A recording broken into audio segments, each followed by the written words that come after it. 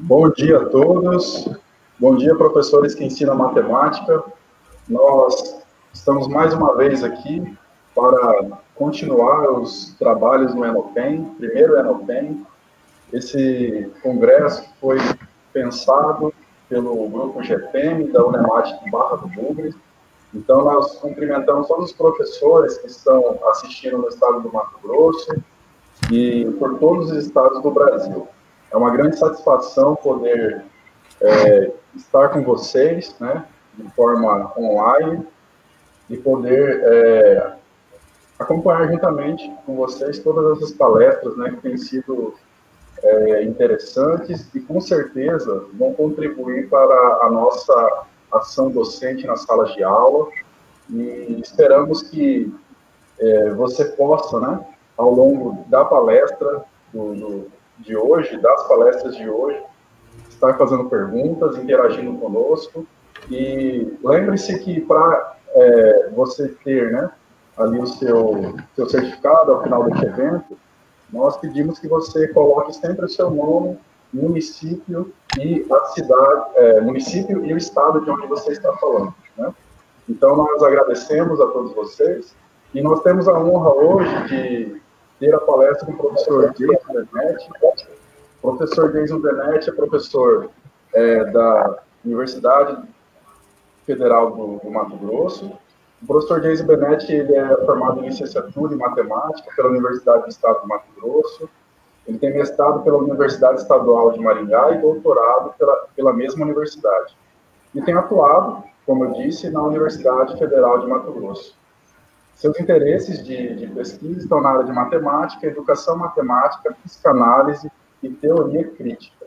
Professor, obrigado pela sua participação, obrigado por ter aceito, né, participar conosco desse evento, e fique à vontade ao longo da sua palestra. E assim, eu vou estar aqui e, à medida que for aparecendo, né, as perguntas, eu vou selecionando e, ao final, segundo a sua dinâmica, a gente faz aí um bate-papo também com todos que estão participando conosco nesta manhã. Então, fique à vontade e vou colocar já aqui os seus slides. Então, fique à vontade, Jason. Ok, muito obrigado, Júnior. Muito obrigado ao pessoal da Unemat, de Barra do Bugres, por esse convite. Acho que é sempre importante a gente estar fazendo essa troca, o FMT aqui de Cuiabá, o Unemat de Barra do Bugres. Então, a gente já tem trocado algumas experiências em algumas dissertações do Prof. Mat, enfim, às vezes a gente vai para Barra, às vezes vem para Cuiabá, então é bacana essa troca que a gente vem fazendo. E agradeço o convite de vocês por confiarem em mim, essa palestra, e, enfim, espero estar contribuindo aí de alguma maneira.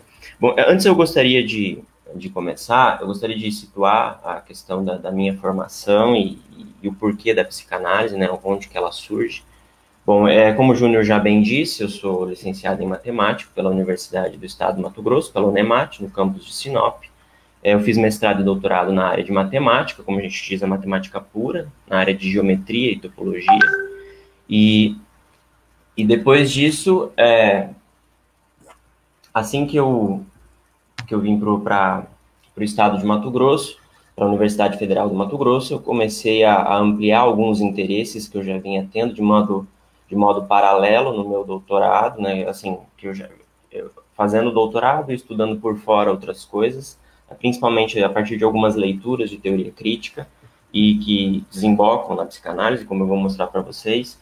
E a partir daí desenvolvendo iniciando, bem dizer, um caminho novo de pesquisa, alguns interesses aí que de certo modo sempre estão atravessados aí para os meus interesses em matemática e também pelas questões que envolvem a educação matemática, principalmente aqui no campus de Cuiabá nós temos um curso de licenciatura em matemática, eu sempre atuo dentro do curso de licenciatura em matemática, então as questões da educação aí elas sempre estão nos atravessando. Bom, deixa eu colocar aqui então a tela.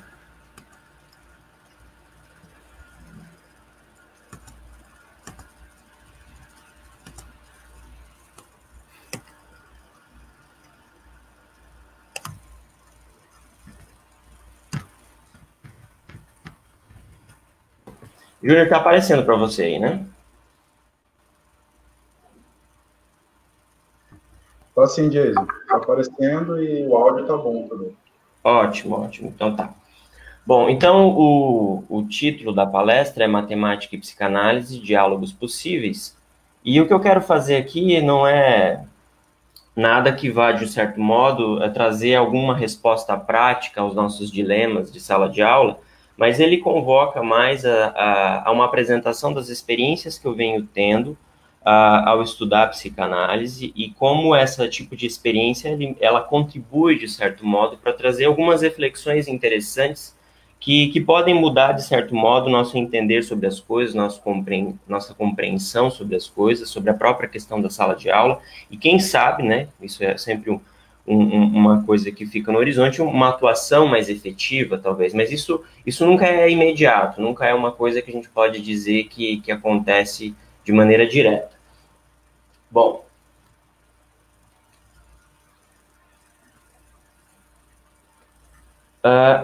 o que me habilita a falar da psicanálise, né? Eu sou uma pessoa que, paralelo à minha formação em matemática, eu já venho, desde que cheguei a Cuiabá, fazendo parte de uma escola de psicanálise, eu venho estudando psicanálise e também esse estudo formativo também envolve a questão da terapia. Isso já, mais ou menos, já são de 3 a 4 anos, quase 4 anos já que eu já venho nesse estudo de psicanálise e fazendo terapia. Então, acho que é mais ou menos nessa situação em que hoje eu me sinto, por assim dizer, um pouco autorizado para experienciar um pouco o que é da psicanálise. Bom, para falar de psicanálise, na verdade, acho que, antes de tudo, ela convoca a gente a falar do que é a matemática. Acho que isso é importante, né? O que é a matemática? Diante dessa pergunta, a gente poderia responder ela, num primeiro momento, subjetivamente, no seguinte sentido: o que faz com que nós, professores que ensinam matemática, professores formados em licenciatura em matemática, se interessem por ela, né? Essa é uma questão de ordem pessoal, digamos assim, que envolve uma escolha de um curso, e a partir daí a gente vai criando certos vínculos, indo para a sala de aula, eventualmente fazendo pós-graduações. Então tem uma questão muito subjetiva aí, que, de certo modo, atravessa todos os sujeitos que escolhem a matemática. Mas antes eu gostaria também, né, de colocar algumas questões ainda de ordem mais objetiva, assim, né? O que significa matemática? Acho que em um primeiro momento, a gente que entra na psicanálise, tudo à nossa volta, a gente começa a tentar criar ressignificações. E uma delas é entender o próprio sentido do que é a matemática, né? Bom, poderia começar assim: os termos matemática e pensamento matemático, entendidos em sentido amplo, estão associados à lógica e à técnica. Na modernidade, sabemos que a lógica formal participa, pelos princípios de identidade, da não contradição e do terceiro excluído, da estruturação interna de todo o pensamento matemático, isto é, do desdobramento deste sobre si mesmo a partir de suas bases axiomáticas.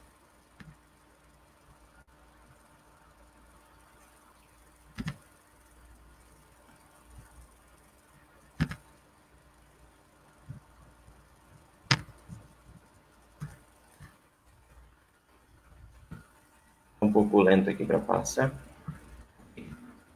E ambos, lógica formal e pensamento matemático, participam direto ou indiretamente da composição da técnica, cujo desenvolvimento, atrelado à dinâmica do trabalho e do valor, é fundamental para o processo de perpetuação do modo de produção capitalista. Então, esse é um pequeno recorte que mais ou menos tenta situar a matemática no seu sentido amplo, a que serve a matemática, né? O que ela está vinculada. Então, nesse primeiro momento, eu coloco as relações da matemática com relação ao que é do pensamento lógico, ao que é na produção da tecnologia, e principalmente que o desenvolvimento do conhecimento matemático está atrelado a uma dinâmica de exigência social, né? Se a matemática ela não tivesse suas vinculações ao mundo do trabalho, ao mundo do valor, e mais especificamente ao mundo da produção de mercadorias, muito provavelmente a matemática não seria, dentro da nossa questão modernidade, da modernidade capitalista, muito provavelmente ela não seria uma disciplina tão requisitada, tão colocada, tão discutida como é hoje. Nesse sentido, a educação matemática, para além das questões propriamente subjetivas e restritas aos processos de ensino-aprendizagem, precisa ter em vista essa dimensão objetiva da matemática, esse recorte que eu acabei de colocar ali em cima. O que inclui um retorno, aqui eu coloco o retorno entre aspas, para a gente discutir um pouco isso, a história, a filosofia e a própria psicanálise. Então, tendo em vista a vinculação da matemática naquilo que é dos processos de desenvolvimento do capitalismo, no seu processo social, na sua participação da reprodução do nosso modo de vida, então a gente tem que entender que cabe também à educação matemática ter essa dimensão objetiva da matemática. E o que a gente tem observado com muita frequência é que às vezes a gente fica sempre nesse processo de análise do ensino, aprendizagem, de um contexto um tanto isolado, de sala de aula, ou mesmo da escola, e acaba esquecendo, né, de fazer essas pontes com aquilo que é dos processos sociais. Então, é isso que eu tenho chamado a atenção. E quando eu falo da questão de um retorno à história e à filosofia, a gente poderia falar o seguinte, da seguinte maneira. É claro que a história da matemática ela é um campo que está aí de produção, que tem a sua vinculação na educação matemática. É claro que a filosofia da matemática também tem as suas contribuições no processo de educação matemática. É só a gente pegar, por exemplo, a dimensão da fenomenologia dentro da educação matemática, que é muito importante como um campo de estudo, como um campo de atuação. Então, a filosofia está presente, a história está presente. O que eu quero questionar nesse retorno é poder fazer isso sobre outras perspectivas. Nós temos, por exemplo, e daqui a pouco eu vou tentar apresentar um pouco para vocês, Walter Benjamin, que é um autor da teoria crítica, que aponta uma outra dimensão da história, né? Então, não significa... A gente tem modos e modos de se contar essa história. Como a gente vai contar? É a história dos oprimidos ou a história dos vencedores? Né? Então, acho que ele coloca umas questões importantes, principalmente num texto chamado Sobre o Conceito de História, em que faz com que a gente revisite esse próprio conceito de história. E aí, recolocar a matemática nessa nova dimensão é o que eu chamo de um retorno à história, é o que eu chamaria de uma proposta de um retorno à história. E a filosofia não seria diferente, porque a gente não tem, por exemplo, só o campo fenomenológico para analisar a questão da filosofia, da matemática e suas implicações na educação, mas a gente tem o próprio Marx. O Marx é um outro, dentro daquilo que se chama de materialismo dialético, tem uma visão de história e de filosofia bastante peculiares, bastante intrínsecas ao seu próprio pensamento, de análise, inclusive, da sociedade capitalista no seu sentido objetivo, que eu acho que é importante também para a gente fazer uma ponte aí com o que é da matemática. O que seria esse retorno à filosofia e à história numa nova perspectiva de filosofia e também numa nova perspectiva de história. Acho que é isso que eu quero dizer quando eu falo dessa maneira. E praticamente a psicanálise, eu acho que não há nenhum retorno, né, propriamente dito à psicanálise, porque talvez o que me parece é que a psicanálise ela nunca foi ainda considerada como deveria ser no campo da educação matemática, e então esse retorno, na verdade, é um começo, né, por assim dizer. A gente tem coisas interessantes aí para se pensar a psicanálise, e eu acho que é o momento da gente trazer discussões mais aprofundadas disso no campo da matemática e, principalmente, do campo da educação matemática.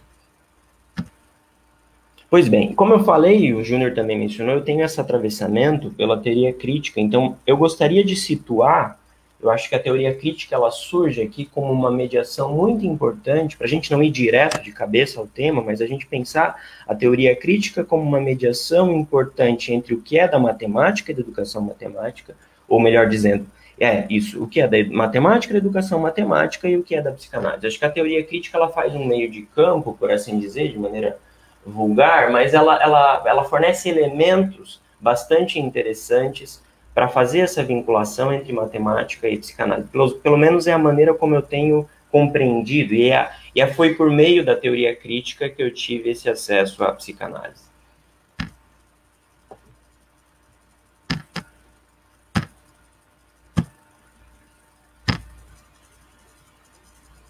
Acho que aqui demora um pouco, porque é um carregamento de uma imagem.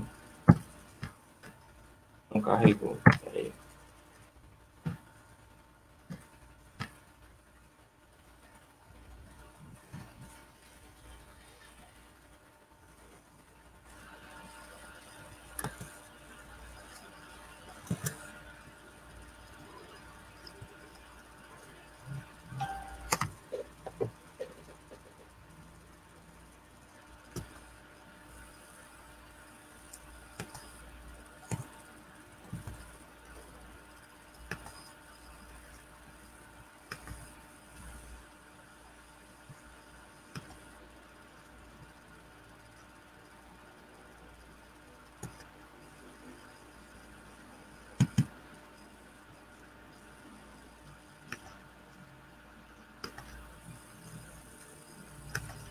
que eu vou deixar em modo de leitura, talvez passe melhor. Tá dando para ver aí, Júnior? Oi, Jason. Oi. Você Tá? compartilhou de novo? Compartilha pra gente. Ah, tá, não compartilhou, né? Ele tá com uma lentidão aí para carregar. Deixa eu compartilhar de novo.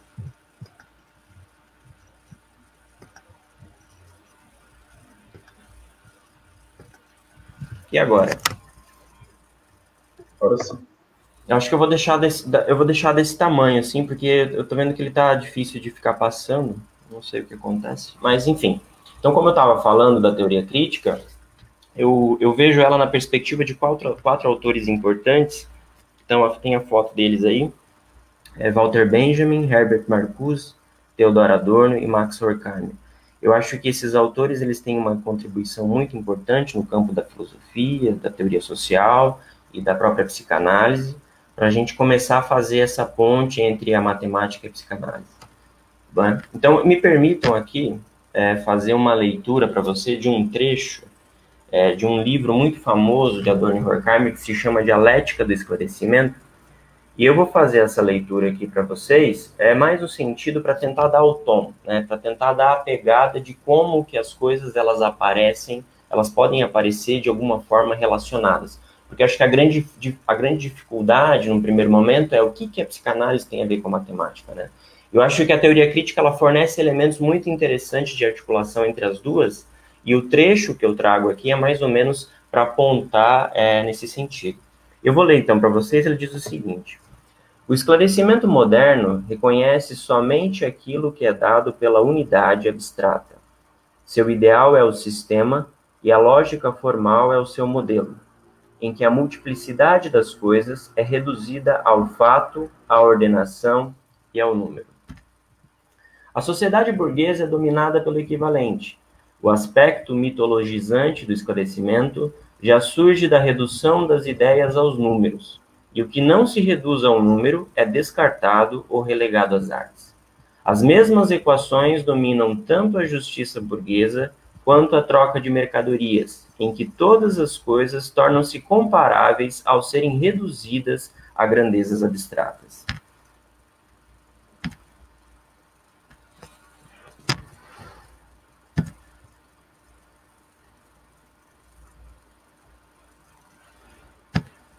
Relatar, explicar e fixar já eram propriedades dos mitos, a partir das quais, por meio do ritual, exercia-se o poder pela repetição e comando. Se perante os deuses subsistia aquele que se submetia sem restrições, no esclarecimento o despertar do sujeito é pago pelo reconhecimento do poder como princípio de todas as relações. A repetição e o equivalente caracterizam tanto os mitos, enquanto culpa e expiação, como o esclarecimento, enquanto ação e reação, em que o fato torna-se nulo mal acabou de acontecer, reproduzindo o que já era. Em particular, o esclarecimento corrói a injustiça dos senhores do mundo pelo equivalente de cada ente com cada ente. A possibilidade da figura do Senhor fazer-se representar é a medida da dominação, sendo o mais poderoso aquele que pode fazer-se representar no maior número de funções. A humanidade teve que infligir terríveis violências até produzir o eu, o homem viril e dirigido para fins, algo que se repete ainda em cada infância. Pelo trabalho, os homens devem sublimar o impulso ao ócio, mas eles não podem mais usufruir do próprio trabalho, pois este se faz sob coação, no desespero, e de modo que os sentidos e a percepção são obstruídos pela violência, mesmo que indireta. Enquanto suas habilidades se ampliam pela divisão social do trabalho, a humanidade é coagida a retroceder a etapas mais primitivas.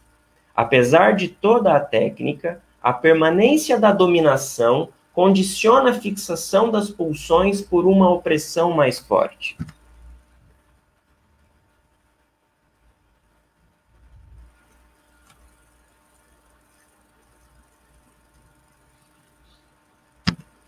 A evolução da máquina que se transforma em maquinaria de dominação, faz com que as tendências técnica e social convirjam para um envolvimento total do homem. As formações regressivas consistem na incapacidade de ver, ouvir e tocar o que nunca foi visto, ouvido e tocado. Uma nova forma de ofuscamento que supera qualquer ofuscamento mítico anterior. Pelo ritmo, o trabalho impõe aos homens tal ofuscamento. São as condições concretas do trabalho na sociedade, isso é importante salientar, e não influências conscientes que impõem o conformismo e a regressão. No caminho que vai da mitologia à lógica, o pensar perdeu o elemento de reflexão sobre si, e hoje a maquinaria estropia e brutaliza os homens, mesmo quando os alimenta. Então, o que eu quero chamar a atenção nesse trecho é justamente desse texto, que são fragmentos que eu captei do primeiro capítulo da Dialética do Esclarecimento, de Adorno e Horkheimer, e como vocês podem observar, esses fragmentos que eu juntei, eles são muito densos, né, de certo modo, mas eles têm uma dimensão muito rica de várias associações. E para quem aí ainda não é familiar com a psicanálise, talvez não perceba, mas aqui tem em todo momento Adorno e Horkheimer fazendo referência a um sujeito e os conceitos fundamentais da psicanálise aparecendo aqui, atrelados a uma dimensão objetiva da realidade, qual seja, o trabalho. Então é um trecho bastante interessante que associa as questões sociais com o que é da psicanálise, com o que é da subjetividade, e quem notou, a matemática apareceu de maneira pesada aqui também. É só a gente pensar no princípio de identidade, na equivalência. Então, a troca de mercadoria nada mais é do que a execução do princípio de equivalência, do princípio de identidade na matemática. Então, ela aparece, e isso é um convite que eu faço a todos vocês, a lerem o primeiro capítulo da Dialética do Esclarecimento, que se chama O Conceito de Esclarecimento, onde você vê infinitas referências à matemática, do começo ao fim do texto, e como eles entendem a matemática nessa perspectiva do trabalho, nas questões sociais, e ao mesmo tempo dentro daquilo que é do sujeito, naquilo que aponta para a psicanálise. Então, quando a gente vê palavras como sublimar, primitivas, pulsões, repetição, tudo isso a gente está num campo da psicanálise.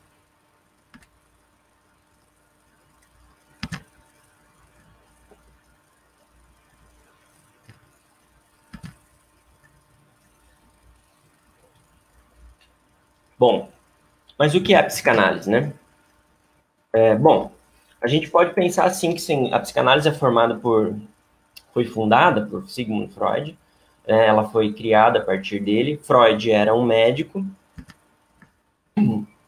e a partir das suas experiências com a medicina, ele foi pouco a pouco desenvolvendo, retirando traços, né, com o passar do tempo, ele foi retirando situações, exemplos, a vivência dele na medicina começou a apontar para certos tipos de patologização, psicopatologização, que de um certo modo não tinha tanto a ver com uma questão orgânica, né, porque se a gente pensar, a medicina, ela se baseia naquilo que se manifesta no corpo, no sujeito, e a partir daí busca formas de tratamento que amenizem essa situação ou o sofrimento desse sujeito. O que Freud começou a perceber é que existiam certas afecções que acometiam as pessoas e não havia uma causa orgânica. Então, a partir dos seus estudos com medicina, ele vai pouco a pouco descobrindo aquilo que é da psique, do psiquismo, e aos poucos ele vai criando um campo próprio. Esse campo próprio que trata das questões da pulsão, do inconsciente, é a psicanálise, né?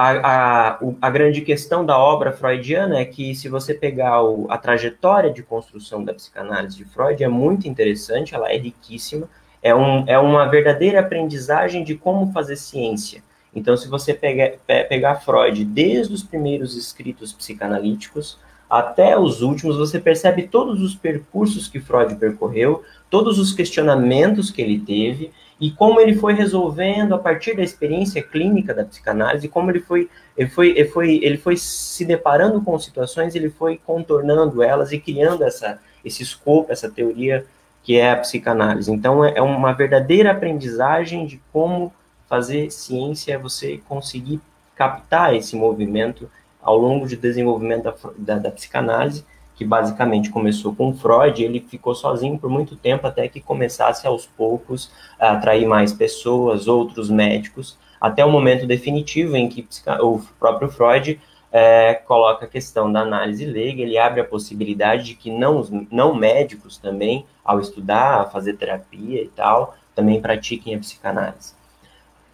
Com a morte de Freud, de certo modo, o campo da psicanálise ele ficou um pouco órfão, né? Então isso deu espaço para algumas, eu posso chamar assim, algumas deturpações que ocorreram logo após a morte de Freud, que foi em 1939. Então a psicanálise americana, por exemplo, ela teve certos desenvolvimentos de uma psicologia do eu, uma psicologia um pouco mais narcisista, do sujeito em clínica que se identifica com o analista. Então, é um tipo de psicanálise mais do eu, que, de certo modo, se afastava das questões fundamentais da psicanálise. E, de um certo modo, coube a Jacques Lacan fazer um retorno a Freud. E, a partir desse retorno a Freud, ele conseguiu não apenas recuperar os conceitos fundamentais da psicanálise, mas também colocar elementos novos, o que torna a psicanálise já era riquíssima com Freud, muito mais rica também com Lacan. Então, dá para dizer que existem inúmeros psicanalistas, inúmeros outros teóricos, claro, mas os dois principais, os dois fundamentais é Freud e Lacan. A questão então, como eu já disse, a psicanálise ela surge entre esse meio termo da medicina, e eu coloco a questão da arte, porque a psicanálise ela se desenvolveu muito a partir das questões da cultura, né? Pensando a cultura. E Freud tem textos muito interessantes fazendo essa vinculação entre psicanálise e sociedade, entre psicanálise e cultura. A gente pode pegar, por exemplo, Totem e Tabu, que fala do mito do pai primordial, né, onde ele tenta ver na sociedade, nas sociedades primitivas, a origem do complexo de Édipo. É um texto muito interessante. Você tem um texto bastante importante historicamente, que é a Psicologia das Massas e Análise do Eu, escrito na década de 20, num contexto europeu de nascimento do fascismo. O Freud estava antenado a isso, então escreveu esse livro muito importante, onde a questão do fascismo, da psicologia das massas, ela aparece, é muito presente, né, nesse questionamento de Freud. Ele queria saber o que fazia com que pessoas se juntassem a movimentos, como foi o caso do fascismo e tal. Então, eu acho que é um texto histórico muito importante. E depois você tem, por exemplo, O Futuro de uma Ilusão, acho que até antes, mas, enfim, não vou lembrar exatamente da cronologia, mas O Futuro de uma Ilusão é uma questão de Freud, como um homem de ciência que queria psicanálise no campo da ciência. Ele coloca a questão da religião. Ele acreditava, por exemplo, que a ciência do início do século XX, as potencialidades que ele via na ciência, ela poderia se desenvolver de tal forma que com o tempo a religião e todos os aspectos místicos, essas coisas que elas se tornariam insustentáveis, né? Uma ciência bem desenvolvida e as pessoas tendo contato com essa ciência, elas, cedo ou tarde, elas veriam que a religião é um grande engano e abandonariam ela. Então, é um Freud bastante visionário, bastante atinado ao seu tempo e às questões que ele era de atravessamento fundamental. Então, a psicanálise, ela surge no seu aspecto clínico, seu aspecto terapêutico. A teoria psicanalítica, ela está associada diretamente às questões em clínica, mas ele nunca deixou de vincular a essas questões da cultura para pensar a sociedade. Outra questão importante é a questão da terapia, né? Hoje, já aproveitando a questão da formação da psicanálise, né? Hoje a gente tem, de certo modo, só para tentar contextualizar um pouco, a psicanálise não é uma profissão que, pelo menos no Brasil, ela está regulamentada, né? Então, você pode estudar psicanálise numa escola de psicanálise, ou mesmo os cursos de psicologia, eles têm absorvido muito do que é da teoria freudiana. Então, por exemplo, você pode ser um psicólogo, e como psicólogo você estuda Freud na universidade, você atende usando a técnica fundamental da psicanálise, você atende na linha da psicanálise. Então a psicanálise ela tem essa inserção muito importante no Brasil, nos cursos de psicologia, mas também pode ser estudado fora, como é o meu caso, nos cursos nas escolas de formação em psicanálise. O que eu chamo a atenção aqui, nesse ponto, é que, às vezes, se você der um Google aí, digitar psicanálise, você vai ver que tem uma infinidade de cursos de psicanálise, inclusive online, fornecendo diploma, né? Que é faça psicanálise em 6 meses, né? Se torne um psicanalista em 6 meses. Então, a gente tem que ter um certo cuidado, que a psicanálise ela também tem esse aspecto que está sendo de banalização, que é muito comum a gente ver por aí. Outra coisa interessante para se dizer com relação a isso é a apropriação indevida, né? No sentido de que, por exemplo, Freud tem um texto chamado Interpretação dos Sonhos, né? E quando a gente pensa em interpretação dos sonhos, no aspecto místico, a gente pode associar na cultura popular, no imaginário popular, algo relacionado à previsão, sabe, a esses aspectos mais místicos do que é do sonho, não tem nada disso, né? Então, acho que Freud, ele tenta construir a psicanálise no que era, no seu tempo, naquilo que era próprio a uma teoria científica, e a partir daí, essas banalizações, essas mistificações da psicanálise, esse psicanálise, essa formação apressada que você encontra por aí, então é preciso tomar muito cuidado. Eu acho que um bom termo aqui para a gente dizer, para aquele que está interessado numa formação em psicanálise, é faça terapia. Eu acho que esse é o primeiro contato que você pode ter, e acho que a partir dali, é dessa experiência que tudo acontece. Bom, como eu falei, o objeto da psicanálise é o sujeito do inconsciente. Então, acho que esse é o grande estatuto da psicanálise de fundação, que a tira do campo da consciência, mas que coloca, não, tem uma dimensão a mais em todo o sujeito. E é essa dimensão do inconsciente. Os conceitos fundamentais da psicanálise, segundo Lacan, são o inconsciente, a pulsão, a repetição e a transferência. Lembrando que aqui eu não pretendo fazer nenhuma digressão sobre esses aspectos, eu apenas quero pontuar, porque é tão rico esses conceitos, tem tantos textos, assim, que é até um pecado que eu estou escrevendo aqui, mas, em todo modo, é uma tentativa de tentar aproximar esses conceitos para vocês. O inconsciente tem relação com conteúdos aos quais o sujeito não tem acesso pela via da consciência, do pensamento. Ele se revela em atos falhos, cistes, sonhos, sintomatizações, etc. E também na clínica, na terapia psicanalítica, por meio da técnica fundamental da psicanálise, que é a associação livre. Então, o inconsciente é uma grande descoberta freudiana, juntamente com o termo pulsão, que é diferente de instinto. A pulsão, por sua vez, é a energia psíquica investida em um objeto. O eu, o próprio eu, né? O outro, uma coisa, uma causa, um objeto. Freud utiliza os termos sexual e eros, no caso é pulsão. Ela é polimorfa e apenas em sentido estrito se refere às zonas erógenas do corpo.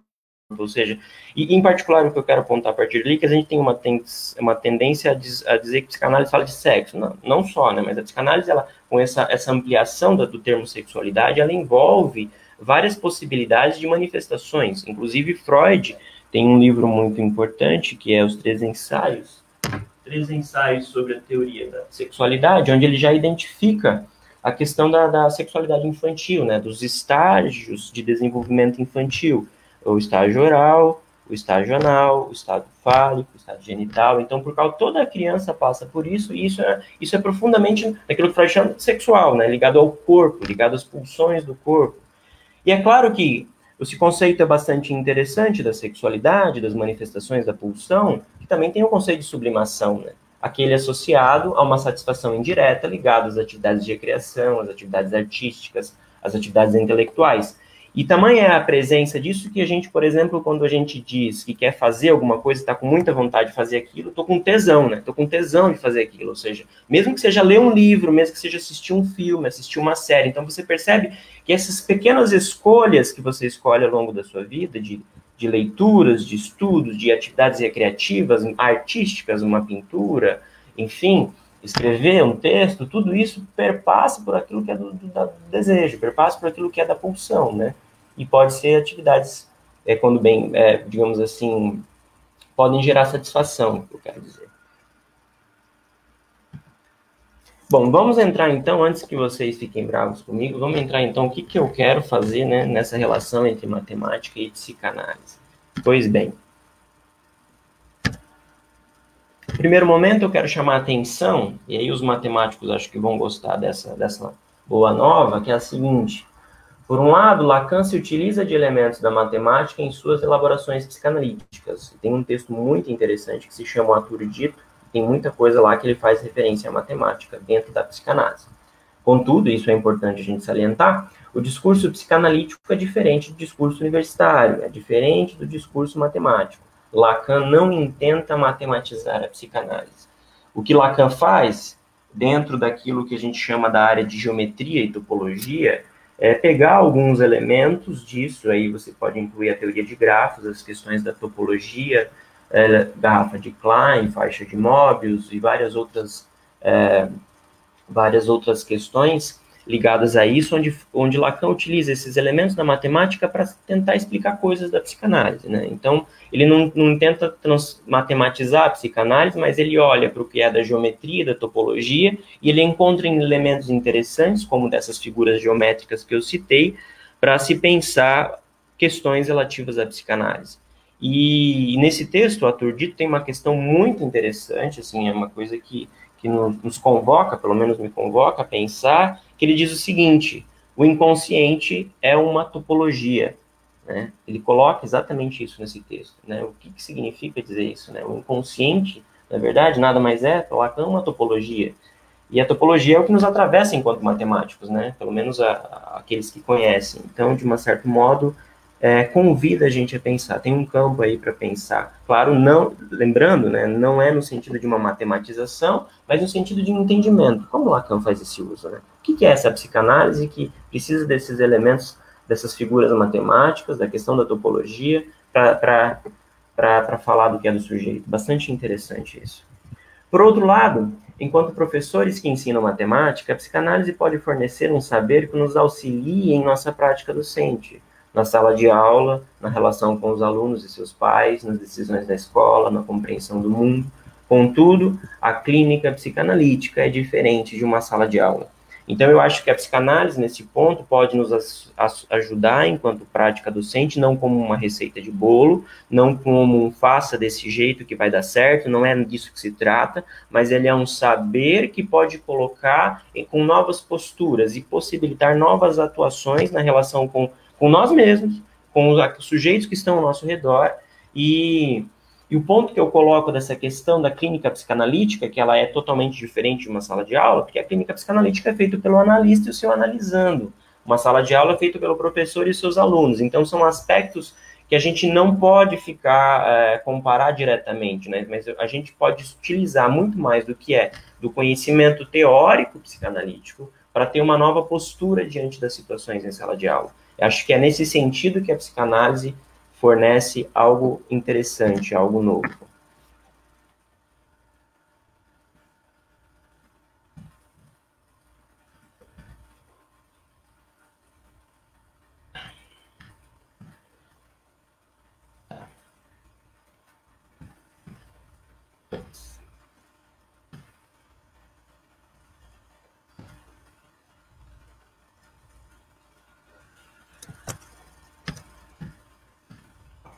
Agora foi. Aqui vou dar um exemplo para vocês de matemática e psicanálise, um exemplo em Freud, que vocês podem encontrar num texto de Freud. Isso é uma citação de Freud mesmo. Tive a oportunidade, certa vez, de tratar um jovem, quase ainda garoto, que após a primeira informação indesejada que lhe chegou dos processos sexuais, fugiu de todos os desejos que nele afloravam, recorrendo a diversos meios de repressão para isso. Intensificou a diligência nos estudos, exacerbou o apego infantil na mãe e adotou, de um modo geral, um comportamento infantil. Nosso fugitivo se ocupou com o zelo especial da matemática e da geometria ensinadas na escola, até que um dia sua compreensão falhou repentinamente ante alguns exercícios inocentes. Foi possível relembrar o teor de 2 desses exercícios. Um deles dizia: 2 corpos se chocam, um com a velocidade, etc. E outro: num cilindro de diâmetro m, inscrever um cone, etc. Por causa dessas alusões à atividade sexual, que para muitos estariam longe de ser evidentes, ele se sentiu traído pela matemática e fugiu dela também. Então, acho que esse aqui é muito interessante, porque você percebe um jovem, quando ele entra na fase de adolescente, ele começa a ter essas questões da sexualidade novamente afloradas. Essas questões retomam, que ele recalcou uma vez lá na infância, depois de passar aquelas fases de desenvolvimento da libido. E na adolescência isso volta. E, de certo modo, esse jovem, ele, diante dessas questões que, de certo modo, o atormentavam, apareciam, o incomodavam, isso pode não ser, inclusive, inconsciente, mas apareciam, de certo modo, ele se apega à mãe, regride, tem um comportamento infantil e, ao mesmo tempo, um apego à matemática. Só que a matemática também traiu ele. De repente, ele coloca dois corpos se chocando e você colocar um cone dentro de um cilindro.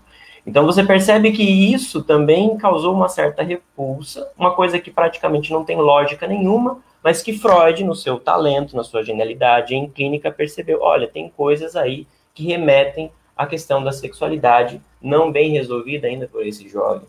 E ele fugiu da matemática.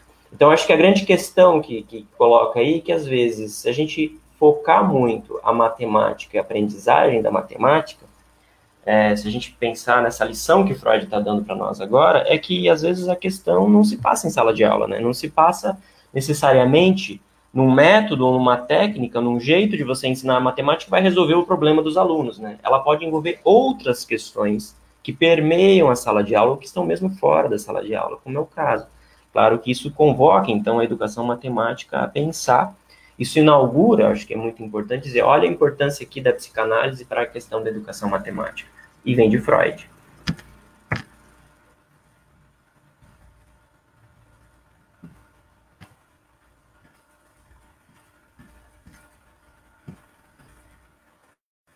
Agora eu quero apresentar para vocês um exemplo em Lacan. Deixa eu só abrir o slide todo, porque ele está um pouco lento.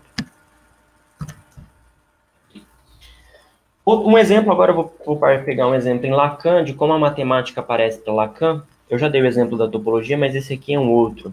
A matemática para Lacan representa o saber do mestre capitalista. E aqui eu quero chamar a atenção para vocês naquele primeiro trecho, acho que comunica muito bem com aquele trecho que eu apresentei da teoria crítica, a questão lá do senhor, aqui do mestre, ou seja, está tratando de coisas parecidas. Então, continuando. A matemática para Lacan representa o saber do mestre, o saber do capitalista, uma vez que este é constituído com base em outras leis que não as do saber mítico, isto é, em A igual a A, o princípio da identidade, o A representa a si mesmo sem precisar do discurso mítico para determinar suas relações. Mais precisamente, o A igual a A constitui uma infração à regra em relação à função do significante na psicanálise. O significante na psicanálise, ao apresentar o sujeito do inconsciente para outro significante, pode significar tudo menos a si mesmo. É se livrando deste postulado inicial que o discurso matemático e, por consequência, o discurso da ciência se inaugura. Aí Lacan alerta. Enquanto esses discursos reduzem-se à mera tautologia, o discurso do psicanalista diz que esta forma do saber, ao rejeitar e excluir o que a dinâmica do trabalho esconde como sujeito, recalca aquilo que habita o saber mítico, restando este apenas como um resíduo nas formas do inconsciente, como um saber disjunto. É no seu retorno que o inconsciente se impõe à ciência como um fato. E acho que aqui Lacan, partindo da matemática, do princípio da identidade, ele coloca exatamente aquilo que diferencia a psicanálise da matemática e das outras ciências. Ó. As ciências se preocupam partem desse princípio de identidade. A psicanálise parte do ponto dessa exclusão, disso que foi excluído.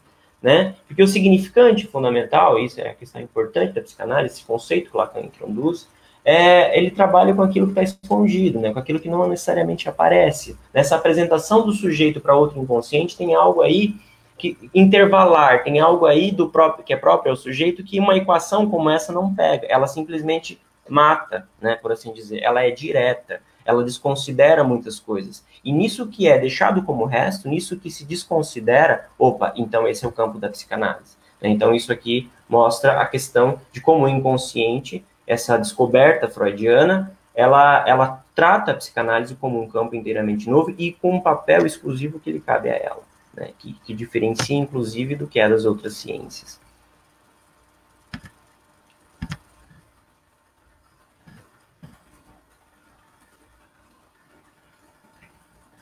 Bom, e já partindo aqui para o nosso mais um texto interessante, acho que esse texto aqui é importante trazer para vocês. Ups. Esse trecho que eu vou ler para vocês aqui é de Educação após Auschwitz, e quem é da Educação Matemática Crítica talvez tenha esse texto como um dos seus fundamentos, né? Não só a Educação Matemática Crítica, mas toda educação crítica, ela tem Educação após Auschwitz, esse texto de Adorno, da teoria crítica, como referência fundamental, né? E acho que esse é um elemento também, esse é um texto, já que se trata de um texto importante para o que é da Educação Matemática Crítica, eu trouxe esse trecho para mostrar exatamente como ele é um trecho denso, mas que ao mesmo tempo ele mostra como há esses atravessamentos entre psicanálise, teoria crítica e educação. Ele diz o seguinte: a consciência coisificada é, antes de mais nada, a consciência que permanece cega frente a tudo o que veio a ser, frente a toda a compreensão da própria racionalidade e absolutiza o que é assim. No que tange a consciência coisificada, dever-se-ia tratar também rigorosamente a relação com a técnica. Por um lado, cada época produz aqueles caracteres, tipos de distribuição de energia psíquica de que necessita socialmente. Um mundo como o de hoje, no qual a técnica ocupa uma posição-chave, produz pessoas tecnológicas, afinadas com a técnica. Isso tem sua dose de racionalidade, dificilmente se deixam enganar em seu estreito campo, o que pode ter consequências em uma esfera mais ampla. Por outro lado, na relação atual com a técnica, há algo excessivo, irracional, patógeno. Este algo está relacionado com o véu ideológico. As pessoas tendem a tomar a técnica pela coisa mesma, a considerá-la um fim em si mesmo, uma força com vida própria, esquecendo, porém, que ela é o prolongamento do braço humano. Os meios, e a técnica é a mais alta representação dos meios para a autoconservação da espécie humana, são fetichizados, porque os fins, quais fins, né? A vida humana digna, têm sido velados e expulsos da consciência das pessoas. Entretanto, isto dito de maneira tão geral como eu acabei de formulá-lo, deve parecer evidente, mas tal hipótese é ainda demasiado abstrata. Não sabemos de modo algum com precisão como o fetichismo da técnica se apodera da psicologia dos indivíduos, onde está o limiar entre uma relação racional com a técnica e aquela supervalorização que leva, por fim, a quem inventa um sistema de transporte para conduzir sem tropeços e com maior rapidez possível as vítimas a Auschwitz, a esquecer qual é a sorte que as aguarda ali. Então, Auschwitz, acho que a maioria de vocês devem conhecer, é um campo de concentração.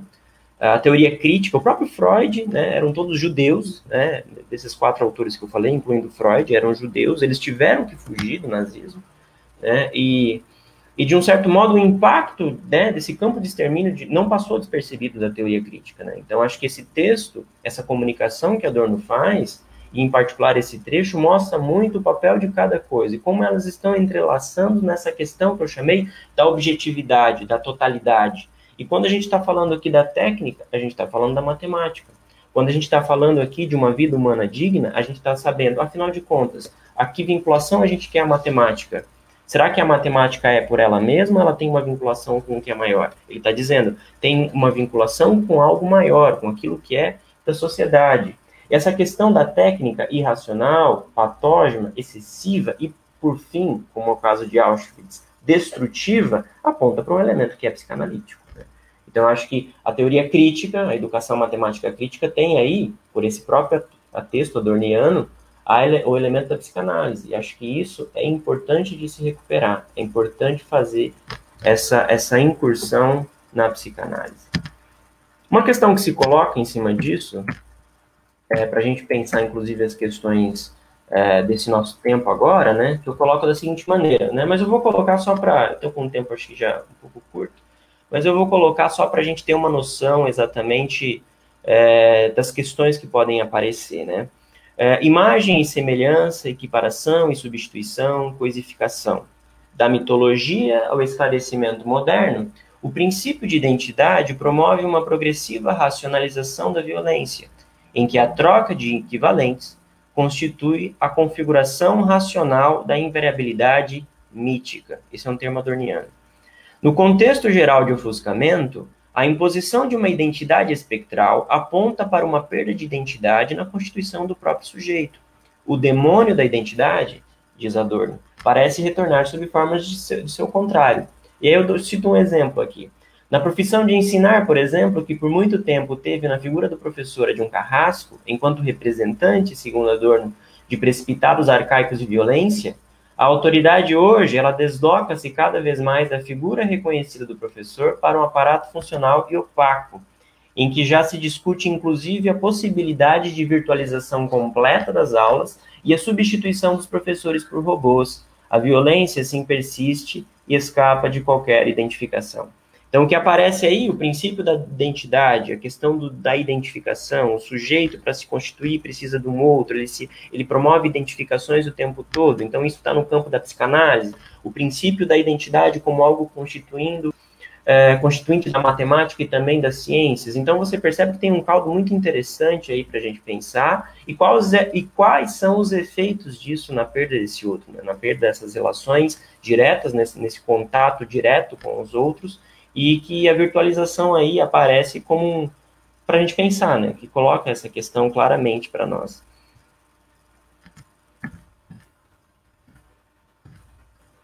Bom, aqui eu queria colocar, em linhas gerais, por que a psicanálise na educação, né? Para ir já encaminhando para o fim.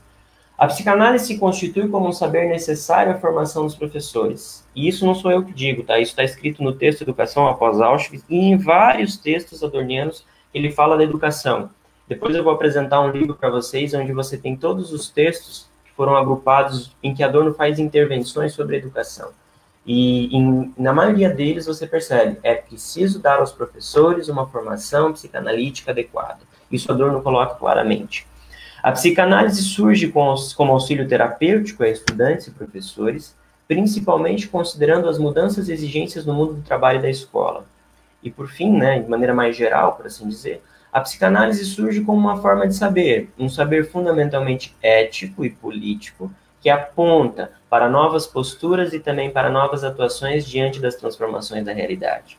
Então, a psicanálise ela se coloca como algo atual, e eu coloco atual justamente porque, se a gente olhar para o contexto de sala de aula, para as novas psicopatologias da vida cotidiana, para os alunos, para os termos que a psiquiatria em geral dá, transtorno bipolar, depressão, o próprio autismo. Então, a gente tem uma nova configuração aí da realidade social, e essa nova configuração, ela começa a aparecer na escola, e aí, como lidar com isso, né?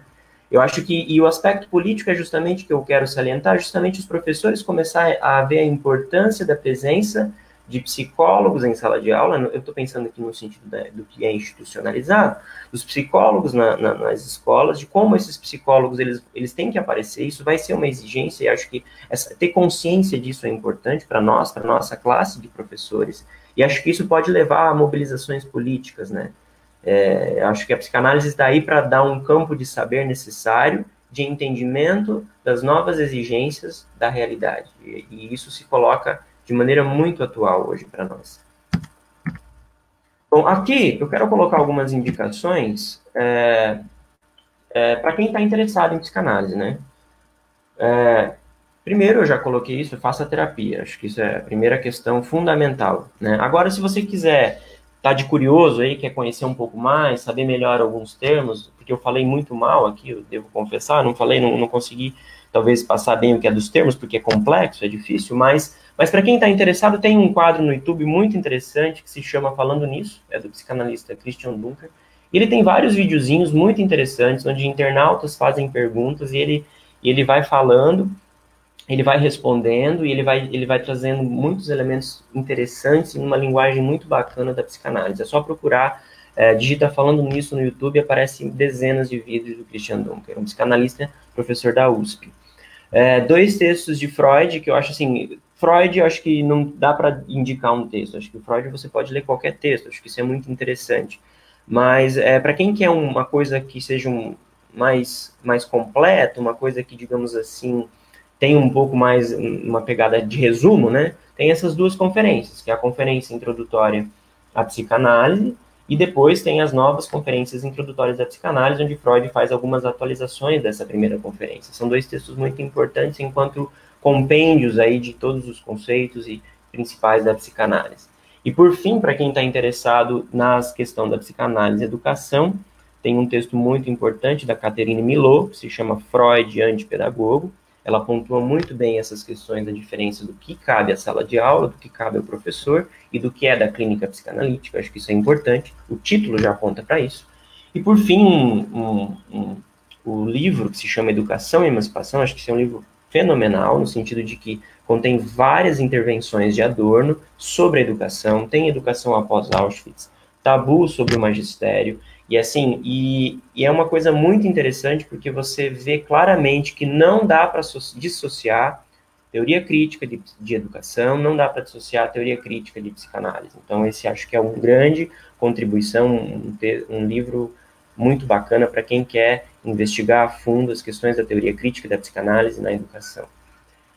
É isso, eu acho que o que eu tinha para falar para vocês, da minha experiência, né, tipo, contribuir o que eu venho estudando é exatamente isso, né.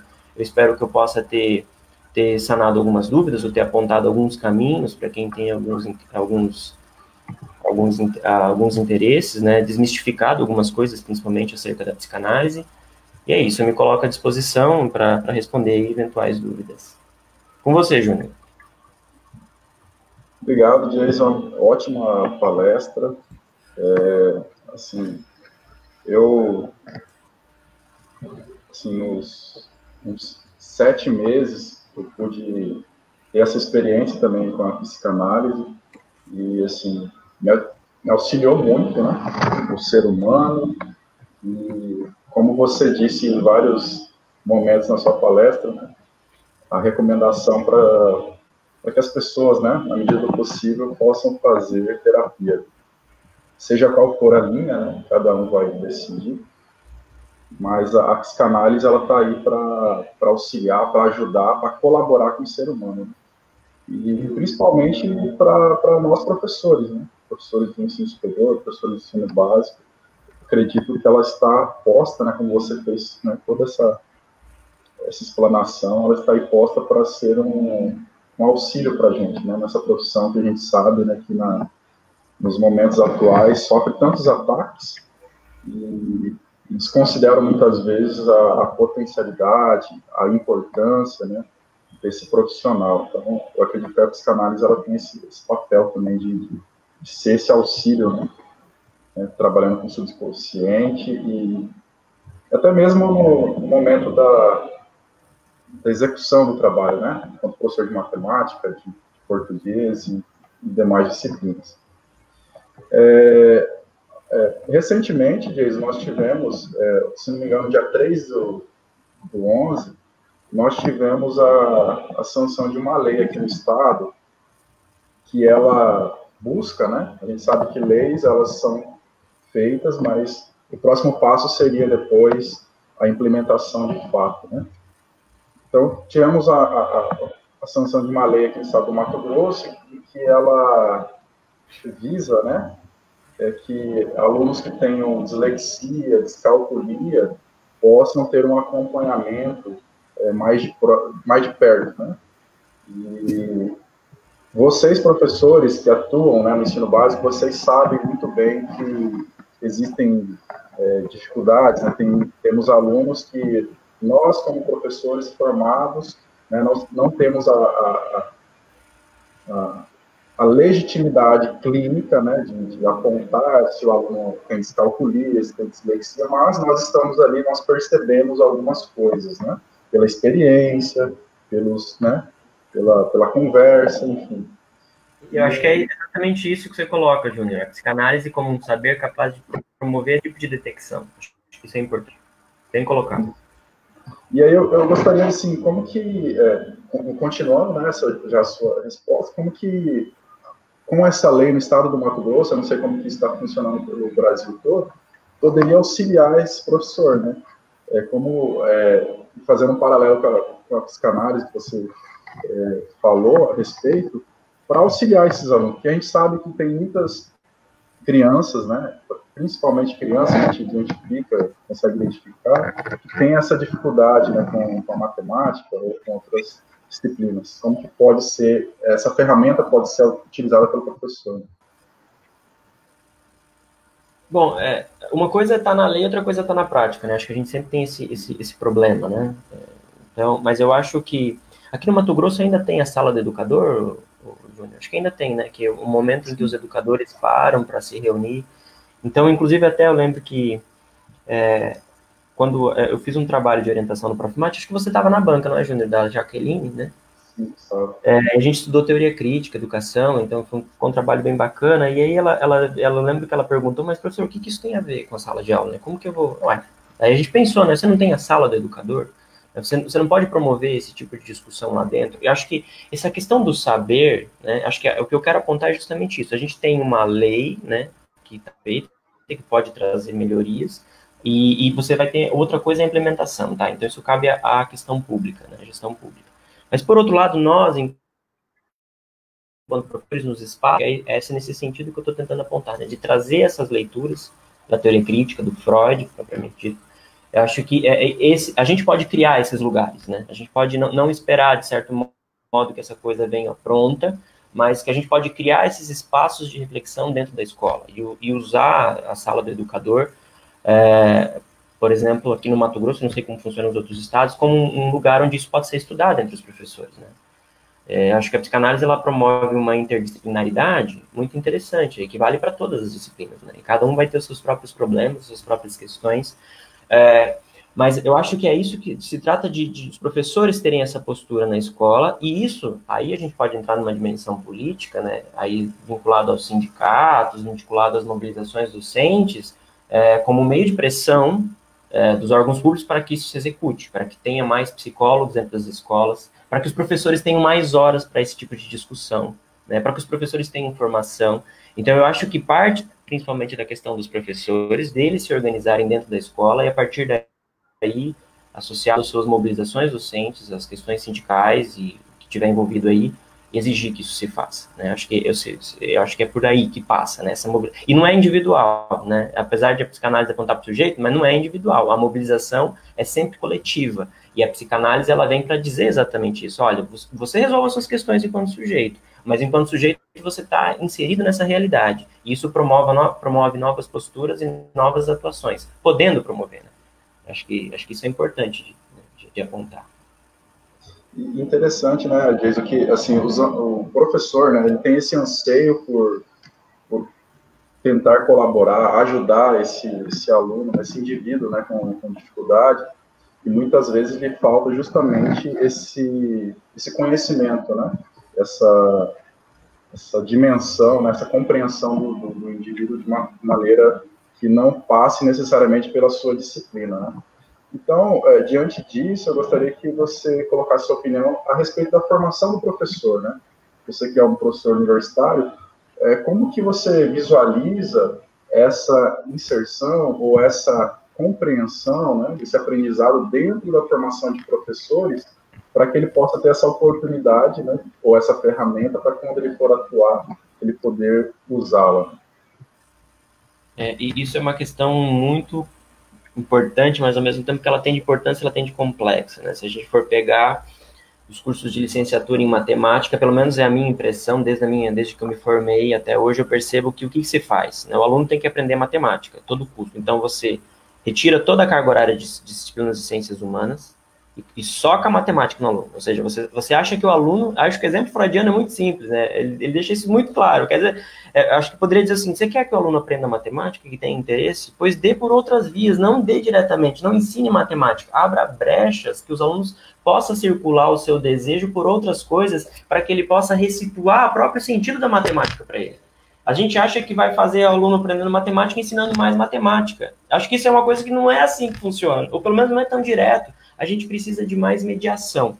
E no que compete aos cursos de licenciatura em matemática, eu tenho percebido, a gente tem, pelo menos aqui no Mato Grosso, acho que isso eu posso citar o exemplo do meu curso, o exemplo do curso da própria Unemate também, pelo menos onde estudei, a gente vai estar tira psicologia, tira filosofia, tira sociologia, tira tudo que essas coisas não precisa. O cara só tem que aprender a fazer conta.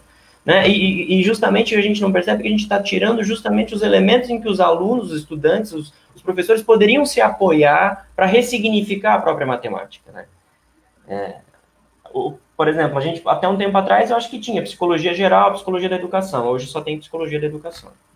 Até um tempo atrás você tinha filosofia geral e filosofia da ciência, agora você tem só filosofia da ciência. Até um tempo atrás você tinha sociologia geral e sociologia da ciência, agora só tem sociologia da ciência. Você percebe? Isso quando tem curso que nem tem nada, nenhuma discussão filosófica, sociológica, porque é nesses espaços das ciências humanas é que essas coisas podem surgir, né? A psicanálise, eu não digo que a gente precisa ter uma disciplina de psicanálise dentro do curso de licenciatura, né? Mas basta que a gente possa colocar um pouco mais de humanidade nos nossos cursos e a gente, com certeza, estaria formando professores melhores, matematicamente falando, e menos doentes. Acho que essa é a minha impressão. Bacana, muito bacana. E assim, né, Jason, assim, eu nunca atuei no ensino básico, né, de certa forma, no sentido de estar ali ministrando aulas, mas, assim, nas formações, né, de professores, a gente ouve muitos relatos, né, ouve muitas histórias e percebe, sim, que o mais difícil não é, muitas vezes, lidar com a disciplina em si, ou seja, com o arcabouço do conhecimento, né, que se espera ali do professor naquela disciplina. Mas as demais situações que surgem, né, numa sala de aula, que muitas vezes não passam por por esse conhecimento específico ali do professor, né? Então, assim, muitas vezes, eu concordo com você, os cursos, as licenciaturas estão focados nessa formação do conteúdo, né? E esquecem da formação humana para que esse professor depois ele utilize, né, dessas outras ferramentas para atuar. E quanto mais você vai tirando, mais você vai desmantelando o professor nessa possibilidade de depois tratar com o humano, né? Porque ele não vai dar aula para um robô, não vai dar aula, né, para as paredes, ele vai dar aula, vai ministrar aula para pessoas, né, que têm suas dificuldades, suas, né, assim, percepções de mundo, gostos também, né? Então, eu compartilho desse pensamento que você colocou. E aqui tem uma pergunta, Jason, eu vou colocar ela aqui. Aqui do Gabriel Fabre. Olá, Jason, o professor reconhece alguma relação com os trabalhos da teoria crítica com a teoria histórico-cultural, pensando que possui a mesma base marxista? Então, eu não conheço muito a teoria histórico-cultural, né? Mas eu acho que se a gente pensa na mesma base materialista dialética, pode haver relação, sim. Se a base é materialista dialética, Marx, eu acho que a gente pode pensar em vinculações. Mas eu mesmo não conheço, eu nunca parei para estudar. As minhas leituras, basicamente, são, dentro da teoria crítica, são Adorno, Marcuse, Benjamin, Horkheimer, esses que eu os apresentei, e como eu disse, eu acho que eles têm uma base marxista, né? Acho que isso fica evidente, né? Eles bebem dessa fonte do materialismo dialético, e é muito interessante essa possibilidade de vincular o próprio materialismo dialético com a educação. Eu acho que a teoria histórico-cultural, até onde eu sei, acho que ela faz isso, né? Mas eu não posso dizer, né? Mas acho que se tem uma base comum, acho que é possível dialogar, né? Eu acho que é isso que eu poderia dizer, né? Mas eu não saberia alguma relação agora direta. Mas a base é a mesma, então eu acho que dá para ver um diálogo, assim, só que eu teria que ler e tal. Aí tem um comentário aqui que, assim, talvez para reforçar aquilo que a gente disse agora há pouco, talvez esse é o tipo de ideia que é bom sempre reforçar, acho que é até de um aluno seu aqui, do Heitor Danilo. Bom dia, concordo com isso, professor Diego. No curso de licenciatura plena em matemática da UFMT tem muita parte do só matemática e pouco das outras partes essenciais para o professor de matemática. O Heitor, ele vive a realidade do nosso curso, né? Então, ele está falando com propriedade, exatamente isso, né? Às vezes a gente tem essa tendência a enfocar mais as disciplinas de matemática, não que elas não são importantes, acho que aí tá a questão, né? Mas isso não significa que elas devem dominar todos os espaços, acho que é isso que tem que...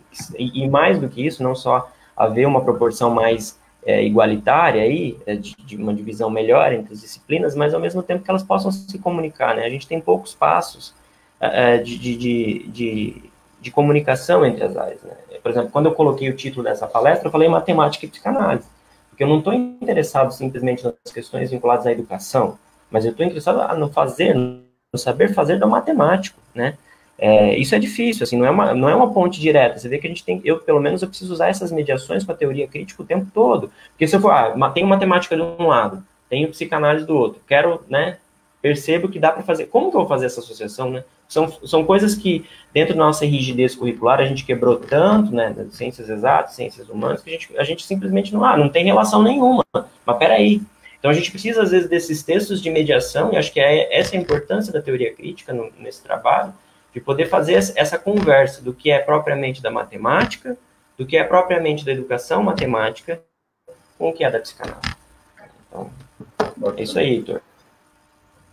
E você falando aí, Jason, eu me recordo da palestra, parte da palestra antes do professor Aldir, que ele falando que muitas vezes nós somos formados numa caixa, né, na matemática, uma caixinha fechadinha, onde a matemática, o que interessa para muitos, né, quando está passando por essa formação, seja licenciatura, seja bacharel, é o que está dentro dessa caixa, né, a sociedade que está lá fora, a gente fica alheio, né, o que está acontecendo. E justamente quando o professor vai atuar, ele vê que, bom, não é só saber passar os conhecimentos, mas tem, né, outras coisas que surgem aí, outras dificuldades, que, como eu disse anteriormente, né, às vezes são muito mais difíceis ou complexos, vamos colocar assim, do que propriamente conhecimento, né, que foi, digamos assim, doutrinado dentro da academia, né, para ser, ou seja, você precisa ser professor de matemática, precisa saber matemática. E o resto você aprende com a vida, mas a gente sabe que não é bem assim, né? E um relato assim, que eu tenho é que eu, enquanto aluno na graduação, eu graduei no UFMT, eu tinha uma percepção errada, né, em relação às disciplinas da formação, né, enquanto professor.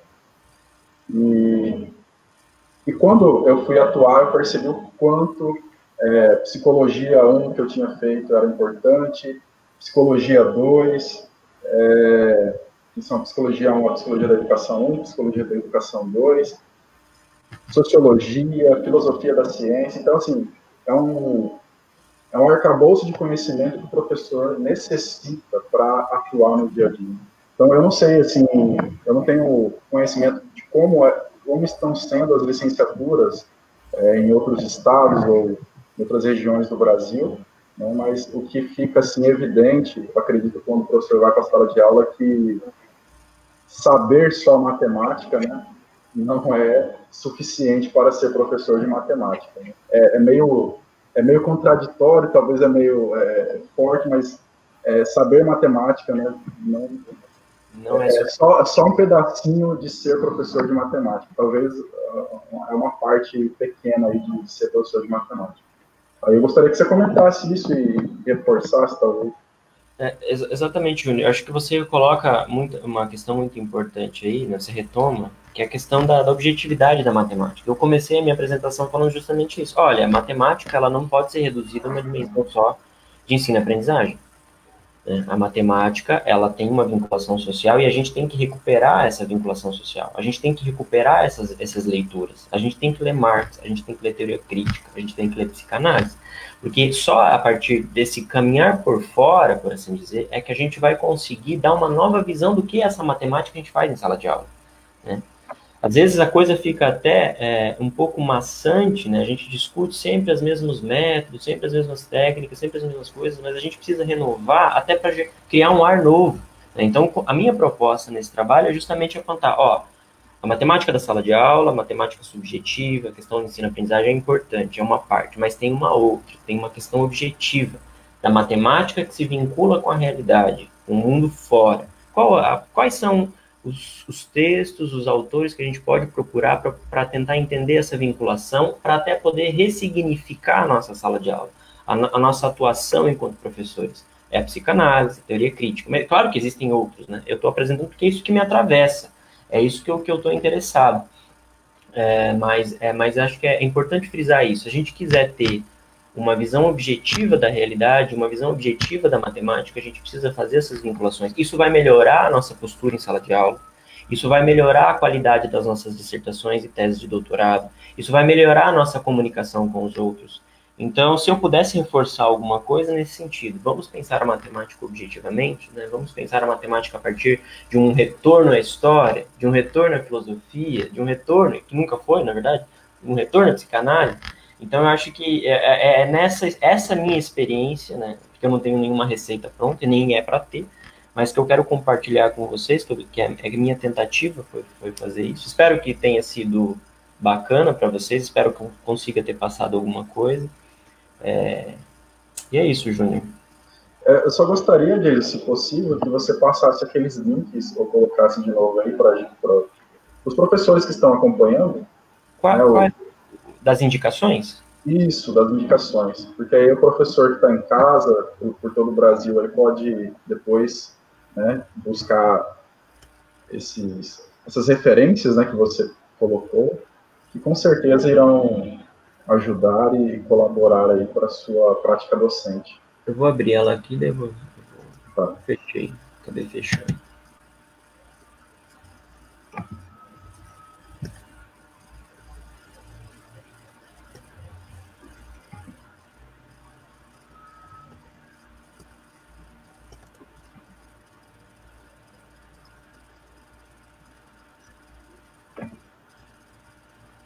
Oi, Júnior. Oi. Então, pessoal, essas aqui são as referências, né, Deise, que você quer comentá-las de novo, só para... Eu acho que elas ficam mais para quem está... Tá me ouvindo, Júnior? Sim, estou te ouvindo. Elas ficam mais para quem está interessado em fazer esse percurso dentro da psicanálise, né? Como eu coloquei, o quadro, esse professor, esse psicanalista, o Christian Nucri, é muito bacana, tem textos, vídeos muito interessantes, então eu acho que o quadro dele se chama Falando Nisso, e você tem vários áudios, vídeos ali falando sobre psicanálise, muito bacana. Eu coloquei essas duas referências em Freud, mas eu digo assim, você pode ler Freud a partir de qualquer texto, né? Não existe claro que existem as dificuldades inerentes ao próprio texto, os conceitos que ele vai usar, que às vezes você não pode saber, mas para aquele que quer uma coisa mais introdutória, onde ele apresenta um resumão, acho que esses dois textos aí do Freud, ou seja, você vai na origem mesmo da psicanálise, que é mais importante ainda, são importantes. E, por fim, para quem está interessado nas vinculações entre psicanálise e educação, eu acho que tem Freud, Antipedagogo, da Catherine Milot, que é um livro muito importante. E esse texto do Adorno, esse livro que se chama Educação e Emancipação, ele é importante para quem quer estudar teoria crítica, né, educação, matemática crítica, eu sei que tem essa linha, para quem for dessa linha pode ser interessante, e ao mesmo tempo perceber como nessa educação matemática, ou nessa educação crítica que a Adorno propõe, a psicanálise ela aparece o tempo todo, né? A gente não pode desconsiderar isso. Perfeito, perfeito.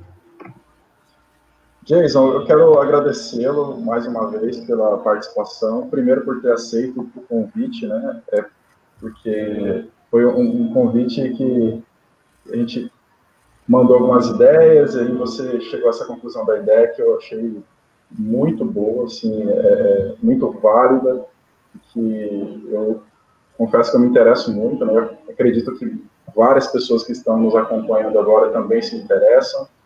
Aqueles que estão conhecendo agora provavelmente vão aí buscar mais referências, as que você passou e outras.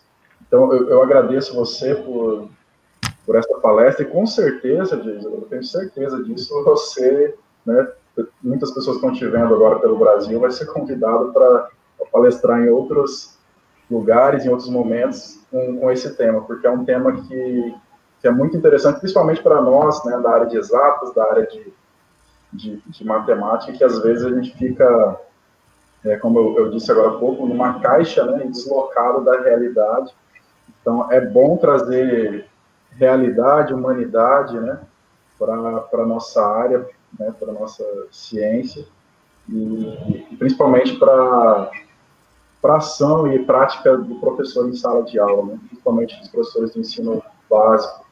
que eles têm, assim, muitas questões, muitos anseios, né, que muitas vezes não são atendidos pelos governantes. Então, eu agradeço por essa palestra maravilhosa e, assim, sinta-se convidado também para outras, com certeza, outros eventos que a gente vai estar chamando você. Então, em nome do GPM, em nome da equipe organizadora desse evento, em nome da Unemad, que você é um filho da Unemad, né?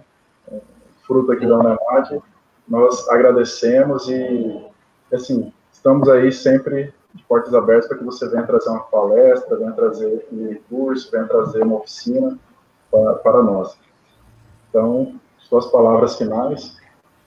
Eu que agradeço, Júnior, o pessoal de Barra do Bugres, o Márcio, o William, o pessoal que a gente tem entrado, como eu falei, a gente tem promovido muitas trocas, muitas defesas de dissertação, né? Vocês vêm aqui, nós vamos lá, então essa troca está sendo muito interessante, nesse evento não é diferente. Esperamos, né, manter esse contato sempre, inclusive para aprofundar algumas questões. Se te interessa, Júnior, vamos estudar isso aí junto. Acho que a gente precisa de gente para começar a pensar essas coisas. Aqui não, né, na UFMT em Cuiabá, a gente já tem o professor Vinícius, o professor Aldir, que deu a palestra ontem. Então, a gente já tem um grupo bacana aqui para a gente começar a discutir, agregar você e o William aí, muito interessante também para nós. Eu que agradeço o convite e espero que a gente continue trabalhando juntos. Muito obrigado a todos, né? Muito obrigado pela paciência de vocês aí que ficaram me ouvindo. Eu espero que eu tenha sido instrutiva, pelo menos passar um pouco dessa minha experiência, que alguém tenha se interessado. Acho que eu já ficaria muito feliz aí de procurar esses textos, de procurar se aprofundar no assunto. E claro, né, Júnior, como você também apontou, fazer terapia que sempre ajuda. É importante, é importante. Então, muito obrigado. Obrigado, agradeço.